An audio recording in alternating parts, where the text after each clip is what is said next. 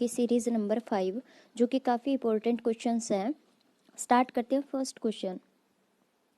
देखिए, ये जो भी एमसीक्यू मैं आपको करवा रही हूँ ना, काफ़ी इंपॉर्टेंट एमसीक्यूज़ हैं। पिछले जो भी एग्ज़ाम्स हुए हैं, है ना, उनमें मोस्टली रिपीट भी होते रहते हैं, और जो आने वाले एग्ज़ाम्स हैं उनमें भी मैं बात करती हूँ 100% श्योरिटी है, इनमें से कोई ना कोई क्वेश्चन रिपीट जो है हो ही जाएगा। सो आप अगर याद रहता है तो ठीक है, अदरवाइज़ इसको कॉपी पे नोट कर लीजिए। चलिए स्टार्ट करते हैं फर्स्ट क्वेश्चन। ये जो फर्स्ट क्वेश्चन है ना, ये काफ़ी इंपॉर्टेंट क्वेश्चन है। कहते हैं when marginal utility is rising, जब मार्जिनल यूटिलिटी राइज कर रही होती है ना, उस टाइम टोटल यूटिलिटी की क्या मतलब पोजीशन होती है वो बतानी है हमें। कांस्टेंट होती है, या फिर वो भी राइज कर रही होती है, या फॉल कर रही होती है, या आइदर ऑफ द अबव, या इनमें से कोई भी कंडीशन हो सकती है। जब मार्जिनल यूटिलिटी राइज कर रही होती है ना, तो टोटल यूटिलिटी भी राइज कर रही होती है। तो इसका बी ऑप्शन राइट है, क्योंकि पिछली सीरीज में मैंने ये बताया था कि जब टोटल यूटिलिटी राइज कर रही होती है तो मार्जिनल यूटिलिटी की पोजीशन हमने बतानी होती है। पर उस टाइम है ना, मार्जिनल यूटिलिटी के बारे में हम कुछ नहीं बोल सकते कि वो राइज कर रही है या नहीं कर रही है ना। राइज भी कर रही हो सकती है, फॉल भी कोई भी कंडीशन हो सकती है मार्जिनल की।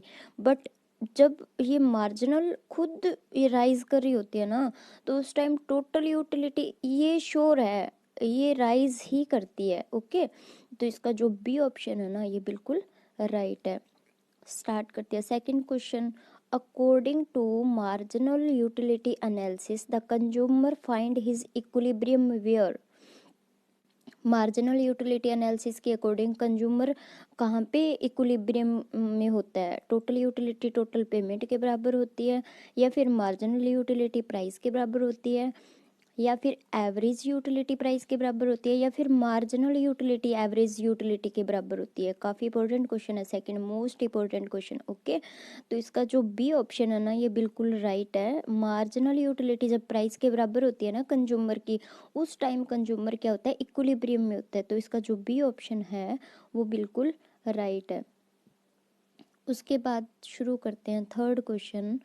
Marginal utility curve is, marginal utility की जो कर्व होती है वो अपवर्ड स्लोपिंग होती है, या फिर डाउनवर्ड स्लोपिंग होती है, या फिर वर्टिकल स्ट्रेट लाइन होती है, या फिर मे बी अपवर्ड भी हो सकती है इनिशियली, डाउनवर्ड स्लोपिंग। इनमें से कौन सा मार्जिनल यूटिलिटी कर्व है वो अपवर्ड स्लोपिंग होता है, डाउनवर्ड, वर्टिकली स्ट्रेट लाइन, या may be upward initially downward sloping होती है।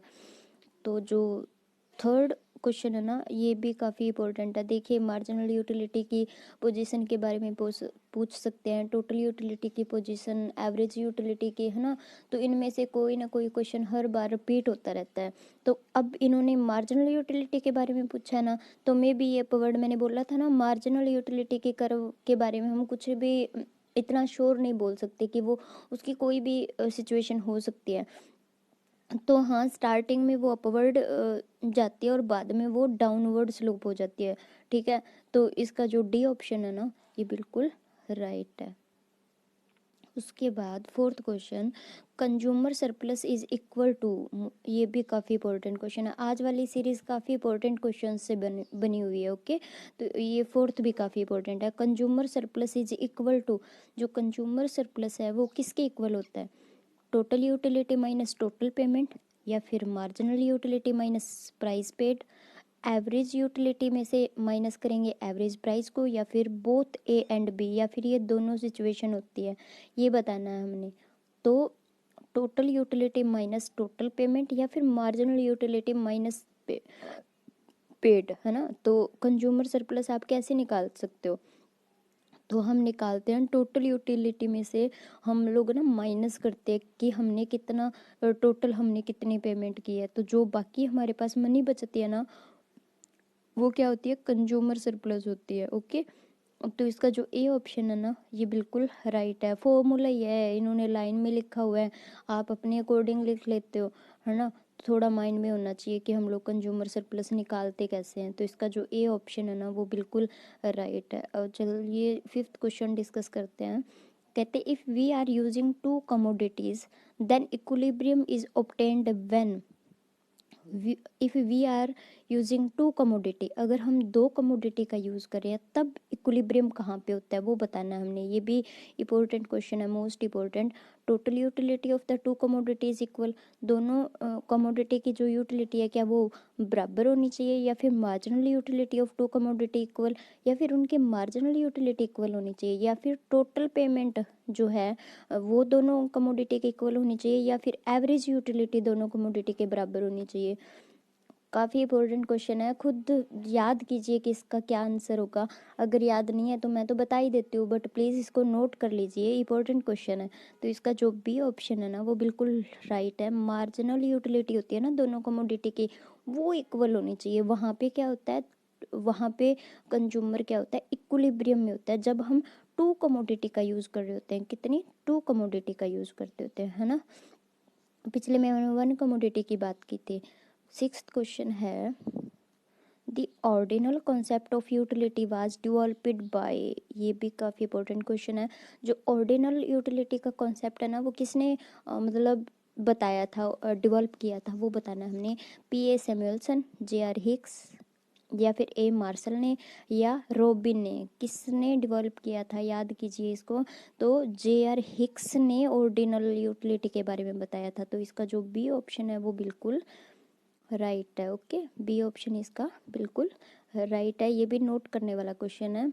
उसके बाद सेवंथ क्वेश्चन है हमारा, कहते ordinal concept of utility is superior to cardinal concept because, देखिए ordinal concept of utility is superior, ordinal ज़्यादा बेटर है कार्डिनल से, बिकॉज इसका रीज़न बताना है हमने। तो ऑर्डिनल यूटिलिटी वाला आपने रीड आउट किया होगा, कार्डिनल यूटिलिटी वाला, तो इसका answer utility is state of mind, total utility of two product is not necessarily equal to summation of their individual utility, या फिर utility change with time and space, all of above, कुछ भी हो सकता है, ये बताना हमने। तो ऑर्डिनल क्यों सुपीरियर है ये बताना है हमने। तो total utility state of mind, mind के ऊपर बेस होती है। Total utility of two product is not necessary equal, जरूरी नहीं होता उनका समेशन इक्वल हो। Utility change with same time and space, all of above. तो इसका जो डी ऑप्शन है वो बिल्कुल राइट है, क्योंकि देखिए ये ऑर्डिनल है वो सुपीरियर है कार्डिनल से। इसका क्या रीज़न है, ये तीनों पॉइंट ही सही है ना, क्योंकि ये माइंड के ऊपर डिपेंड करती है। टोटल यूटिलिटी जरूरी नहीं होता कि वो इक्वल हो समेशन के इंडिविजुअल के बराबर, या फिर यूटिलिटी जो होती है वो टाइम और स्पेस के अकॉर्डिंग चेंज होती रहती है। तो इसके जो तीनों ऑप्शन है ना वो राइट है। तो इसका डी ऑप्शन बिल्कुल राइट है। ओके, इनमें से एक एक कॉन्सेप्ट के अकॉर्डिंग भी क्वेश्चन बन सकता है। तो अगर ये वाला माइंड में है ना तो आप इजीली इसको अटेम्प्ट कर सकते हो। उसके बाद एट्थ क्वेश्चन है, indifference curve are downward sloping because, जो इंडिफरेंस कर्व होती है वो डाउनवर्ड स्लोपिंग होती है ना। इंडिफरेंस कर्व वो बताना है हमने क्यों होती है, उसका रीज़न बताना है।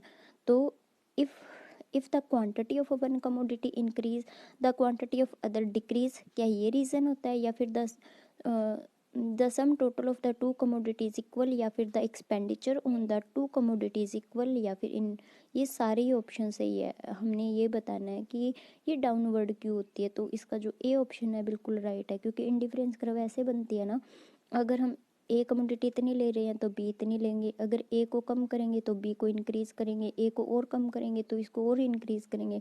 मतलब क्या होता है, if quantity of one commodity, अगर हम एक कमोडिटी की क्वांटिटी को इंक्रीज़ करते हैं ना तो दूसरे की हमें क्या करनी पड़ती है, डिक्रीज़ करनी पड़ती है ना। दूसरे की हम लोग क्या कर रहे हैं, डिक्रीज़ कर रहे हैं। सो ये क्या होती है, डाउनवर्ड होती है। ओके, तो टू कमोडिटी का कम्बिनेशन ही तो होता है इंडिफरेंस कर्व। तो इसका जो ए ऑप्शन है वो बिल्कुल राइट है। उसके बाद नाइन्थ क्वेश्चन है, indifference curve are convex to origin. देखिए कॉन्वेक्स का मतलब ये होता है, कॉन्वेक्स ऐसे होती है, ठीक है।